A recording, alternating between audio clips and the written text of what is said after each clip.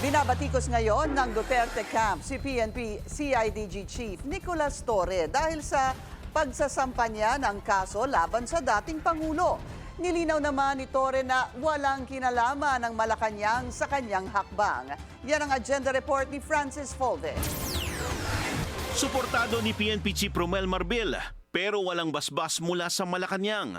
Bagkos ay personal na desisyon raw ng Criminal Investigation and Detection Group sa pangunguna ng kanilang hepe na si Police Brigadier General Nicolas Torre III ang pagsampa ng reklamong grave threats, unlawful utterances at inciting to sedition laban sa dating Pangulong Rodrigo Duterte.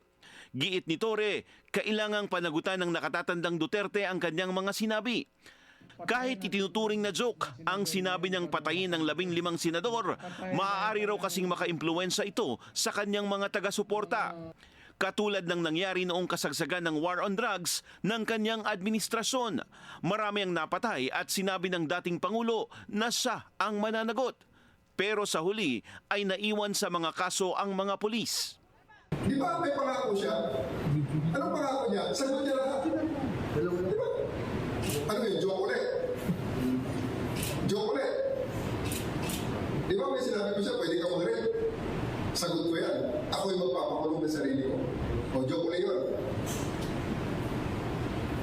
It's time already that we hold these people accountable. We hold this person accountable sa kung anong kanya sinasabi. Kasi policy yun eh. Hindi naman yun. It's not a joking matter. O ngayon, naiipit ka ng mga tao. They are left to fend for themselves. Bahala nang pumatay. I don't care about human rights. I care about human lives. Eh, namatay si Kian Del Santos na convict ang mga pulis. Manasan nga ng pangako. Masabugin natin ang Senado. Patayin natin ang si Senador. Paano pa may gumawa niyan? Siya pa rin bahala. Dagdag ni Torre, dapat nang tuldukan ang mga biro tungkol sa patayan. Pero umani ng batikos ang ginawa ni Torre. Sagot ng abogado ni Duterte, normal lang sa dating Pangulo na madalas pabiro magsalita. Ano yung reaction ng mga tao nung narinig nila yung remark ng former president? Tumawa lahat. So does that encourage disobedience to the authorities?